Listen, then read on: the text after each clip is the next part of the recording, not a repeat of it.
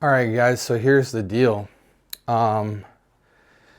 Just wanted to touch base with you guys this week. Check my signals. We're looking good. Welcome to the Scent Bubble, guys. Hopefully my mic is working. I did not do sound check, but we're uploading this video regardless because it's late evening and I am exhausted. Let's talk about some fragrances in 2025. My collection has gotten quite large in the last 365 days. I've amassed a ton of fragrances. Designer, niche, vintage, independent niche, just everything in between. Everything under the sun, I pretty much left no rock unturned in 2025. It was a real breakout year, both for the channel. We hit our first 1 million views, which was special. We built a community. I put my nose on everything I possibly could. Every single day, I've had my nose on something new. And I met some incredible people last year that really propelled me into being able to have more access to fragrances that you're not aware of, and even fragrances that you're aware of but might just find a hard time discovering or getting your hands on. So I just wanted to talk to you guys briefly today about 3 fragrances from 2025 that were signature compliment getters for me. There's a lot, so this will probably be a series, and I didn't want to surround myself with 100 fragrances and tell you to look at them and say, hey, these pulled compliments this year. I wanted to, in typical Scent Bubble fashion, tell you guys a little bit of story time with every fragrance individually, because I think a lot of the times we overlook our fragrances and we materialize them in a very surface level way that takes away from being able to appreciate fragrances. Now, I have to assume that I have a ton of fragrances to choose from, but the average person watching this video may have 5 or 10 or less fragrances to choose from. And so it's really important that you make the most out of the decisions that you made. Maybe you might have a fragrance in your collection that, it wowed you at first, and then that love has kind of died off. And maybe there are some ways that you can establish more meaning and gratefulness towards that fragrance that would give you a special experience as you're wearing it moving forward that you might have taken for granted.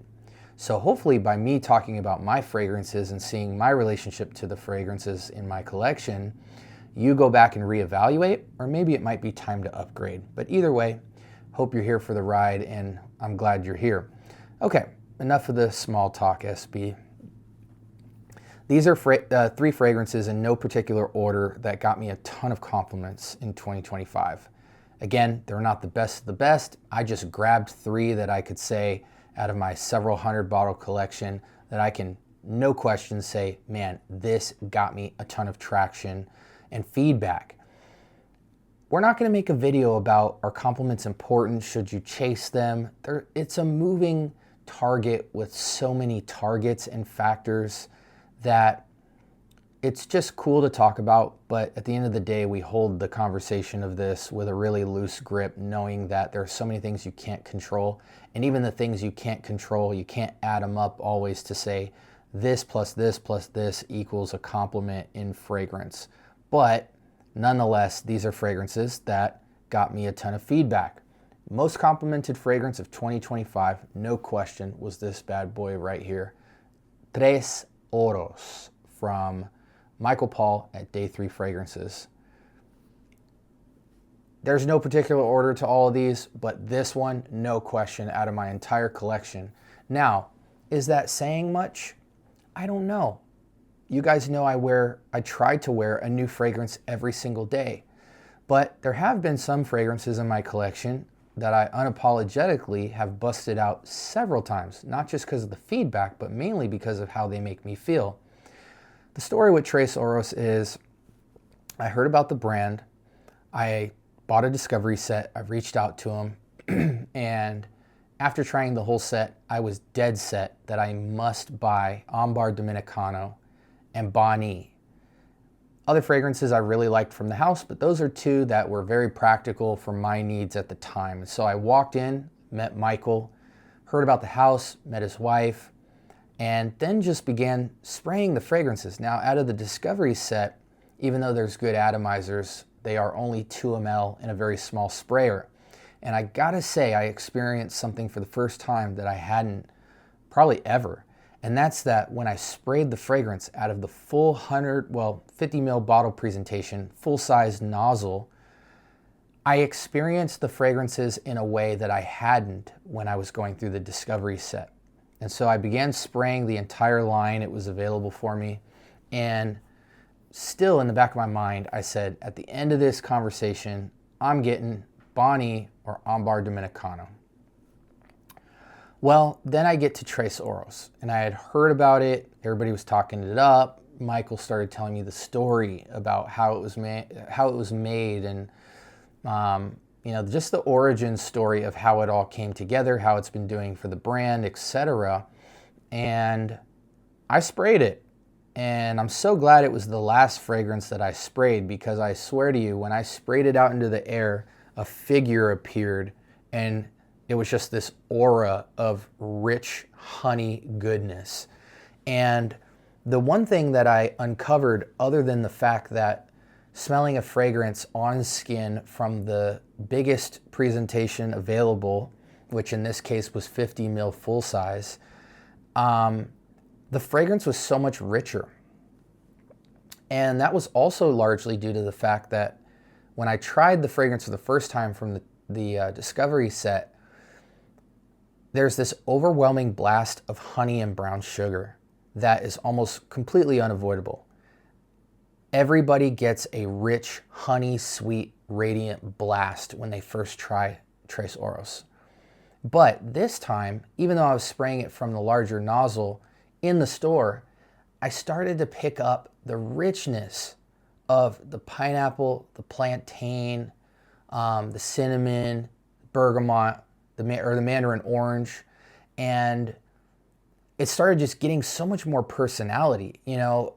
Before I classified it as like a Wajan style type of fragrance, from Parfums de Marly, that type of vibe, or a Killian's Angel Share, just heavy honey, cinnamon, vanilla, nuts, whatever, that type of family of fragrance.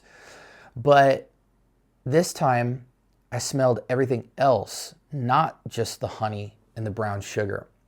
And it really was not only a vibe, but just a complete 180 of richness and experience. It wasn't just a rich honey fragrance to me anymore. It was just a full-bodied masterpiece that just commanded my attention. And so, long story short, I walked out with Trace Oros. I didn't buy Ambar or Bonnie until much later in my journey with that house. So this was the first fragrance that I bought from them. And if I turn the bottle around, yes, my juice changed color. It looks like midnight raspberry, but I assure you it is not. I've probably, in fairness, used about 15 ml, which for this, as a nuclear fragrance, is like a lot of wearings, at least like probably 2 weeks worth of wearing.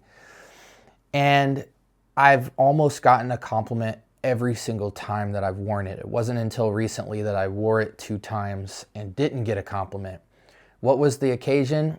I was out with my wife at a fancy 5-star resort, taking her out to dinner, going shopping, anything in the evening, special occasion, got my wifey on my arm, I'm wearing that fragrance, and it was just getting me mad compliments. And there was only 2 days out of the entire wearing experience where I didn't get compliments, but it didn't matter. It's a vibe, it's an aura, it's full-bodied, the wafting on it's incredible, and you just experience the fragrance all day long. It just lasts and lasts and lasts, and the sillage is incredible.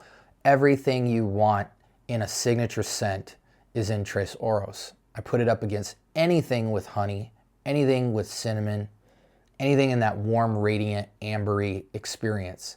It's also a different type of approach to pineapple and orange, and the plantain kind of lingers in the background and sticks its head out, which again just completely transforms the style of fragrance.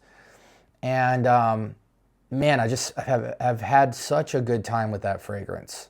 I was just in the store the other day and convinced somebody to pick it up, and they were there to buy Bonnie as well and left with Trace Oros and were completely thrilled that they got it. It was actually a woman, but yeah, just super high compliment factor with this. And even if I didn't receive one compliment, I absolutely love wearing it. This fragrance is the king of romance. Don't be intimidated that it's only a 50 mil, because literally 2 to 4 sprays is all you need. If you're outdoor, go up to 4. If you're indoor most of the time, put that thing at 2 to 3 and call it an absolute day. Super killer of a fragrance. King of romantic date night, special occasion, significant other type of fragrance, and bombastic, loud, angelic performance. Next fragrance, Nasomatto's Bara. I am not the biggest fan at this current time of rose. I feel like it is so unbalanced in many fragrances. And though I've tried my heavy helping of Rose de Mai and Bulgarian rose, Damask rose, Taif rose, so many different types of roses, I've always, for the most part, just felt like the rose has always been unbalanced in fragrance. It's either too much or it's not there at all. And most of the time, it's just too much. There's other good stuff that can accentuate and characterize and transform the rose. But people typically tend to make almost mono-note rose fragrances that is just about the rose. And I've just never found rose to be something that should be celebrated singularly in a composition. There's too much to accentuate. It's just like leaving so much on the table. Also, I find that most rose fragrances follow either a natural path, like rose petals, or, and then just the natural sweet character of the floral, or they go in the direction of rose oud. And so what's really amazing about Bara is it's whiskey rose. So now you have this highly competitive, highly signature note of whiskey that is fighting for just as much attention as the rose. So the rose is still intense, but then you have this amazing, what I feel, unisex contrast of this heavy, spritzy, aggressive whiskey note under it, and then just all of these aromatics.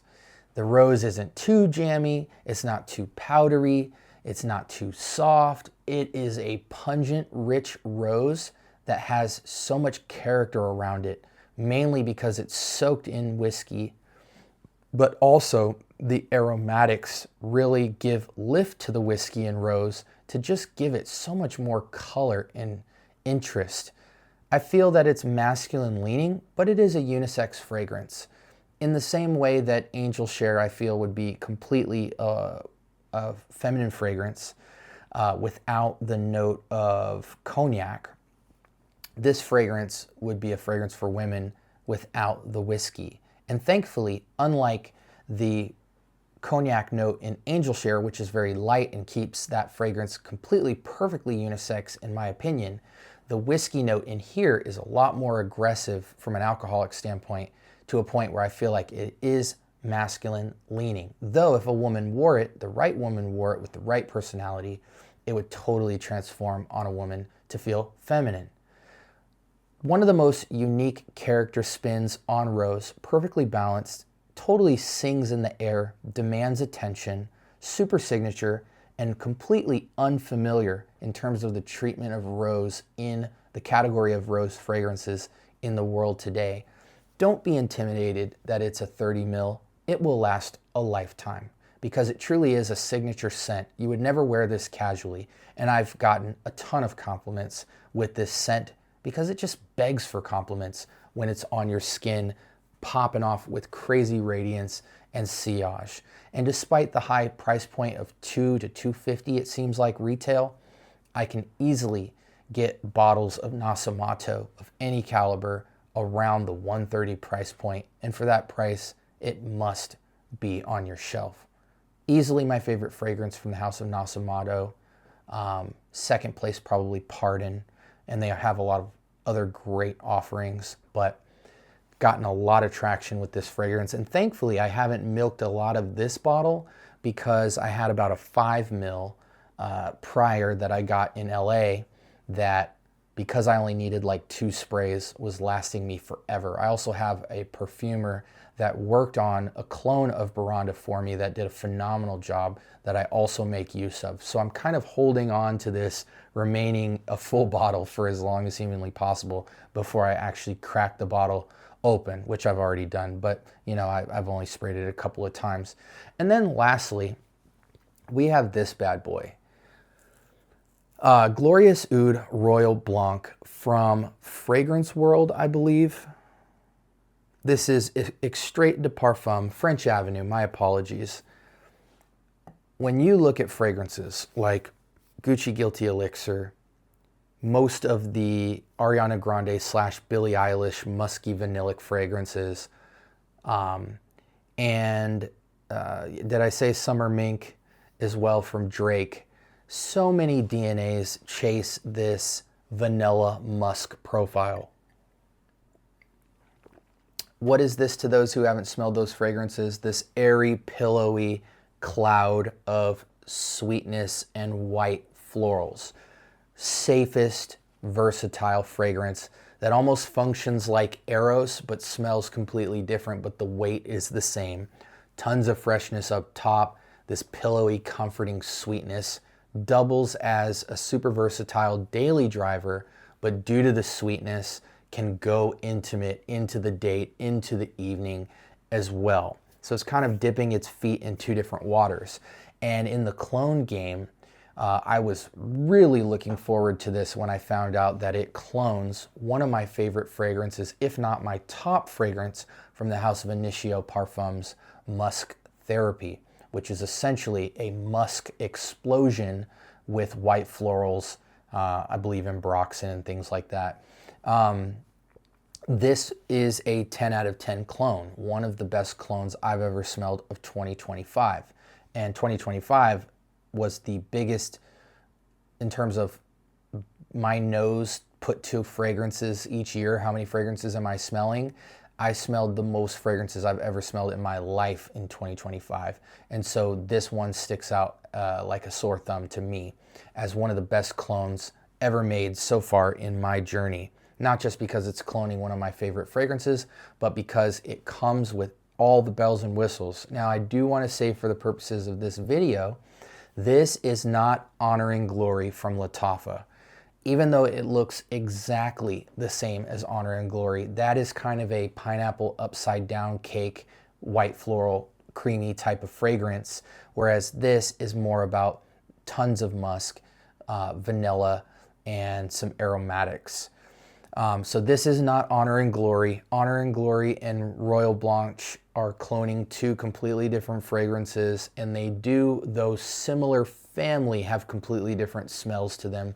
That one is more not only pineapple upside down cake, but I think the main note of sweet gourmandness in Honor and Glory is creme brulee is the accord that they're trying to present and showcase. Not this fragrance at all. So don't get it twisted. They are not the same fragrance. You can't buy Honor and Glory and expect to smell what this smells like. 2 different things. This is French Avenue. This is going after Initio's Musk Therapy. And it was easily one of the top clones of 2025 for me. My wife absolutely loves this fragrance. So most of my compliments with this fragrance came from my wife and my mom. Whenever my mom, you know, where I live in Arizona, every 10 minutes down the street you go, you run into one of my family members. 10 minutes down the street, you run into my mom. 10 minutes down the street after that, you run into one of my brothers. 10 minutes after that, you run into my other brother, and then my sister over the span of like a 45-minute drive. So I run into my mom a lot in passing, and she loves this scent. My wife absolutely loves this scent, and it's just cozy, intimate, but extremely fresh. 2 things I always champion on this channel that women love. They love something that's simply fresh and clean, and you get that from the white florals and the musk and the intimacy from a nice touch of sweetness. The sweetness on these is quite different. Trace Oros to me is like an 8 out of 10 sweet. It's quite outside of my comfort zone of sweet, but the smell is so intoxicating that you will make an exception for it. And because it is not cheap sweetness, the quality standout is what makes this level of sweetness so tolerable. Baranda truly feels about a 7 or 8 as well. Maybe just a slight tone down. It's a little more fresh and less sticky than Trace Oros, but still quite sweet. I think the alcohol note of whiskey tones it down and makes the sweetness a lot more easy on the nose for me. Glorious Oud Royal Blanc is about a 6 out of 10 in sweetness. The white florals and musk really jump in front of the sweetness, but it is still quite a sweet fragrance. But this is the most daily driver, intimate, fresh fragrance out there. If you're into anything like Prada Luna Rossa Ocean, Valentino Uomo Intense, Versace Eros EDT, Drake Summer Mink, anything like that, this will be cream of the crop for you, and I think quite an upgrade, even though it's a clone. I snagged this up for 30, 35 bucks. I think it regularly goes for 35 or less. It's somewhat hard to find because I think it's only available on websites such as Triple Traders. Some of the more off-beaten path French Avenue fragrances are only available on Triple Traders, it seems. But the price point is insane. 100 ml. It lasts just as well. These are 10 plus hour fragrances. You know, don't fall asleep with them on your pillow or your whole bed will smell like the fragrance even after a full day. This fragrance, same thing, but truly is more like a 6 to 8 hour type of fragrance. So if you wear it after lunchtime, it'll stick on your pillow as well, but much more of a softer approach than these two. Though for a fresh fragrance, wears with the same weight and sweetness level as Versace Eros. These are all 10s for me, guys. Very fairly priced, signature scents, and they have some of the highest compliments that I've ever received in 2025. Now, again, there are many other fragrances that I got a lot of feedback from, but I wanted to showcase these because there's no question they got me a ton of feedback. Made me feel good to wear. Good to wear a fragrance for yourself, but get compliments that basically show that other people, their vibe and mood changed just as much as yours and really enjoyed your presence because you complimented a space and made your interactions with them that much more special. So with that being said, Day 3 fragrances, Trace Oros, Baranda from Nasomatto, and French Avenue's Glorious Oud Royal Blanc. It does have oud in the name, but there is no oud in the fragrance. That must be a Middle Eastern thing to just say the word oud, whether there's oud or not in a fragrance. But all of these 10 out of 10 bangers, kings of romance. This one can double as a daily driver. These to me are special occasion, romantic or bachelor looking for romance type of fragrances, but all three are highly signature scents and I highly recommend them. Like, comment, subscribe, more importantly, turn on that notification bell and let me know if you've put your nose to these three or if you own any of them, or what are your GOAT intimacy fragrances that have got you the most compliments.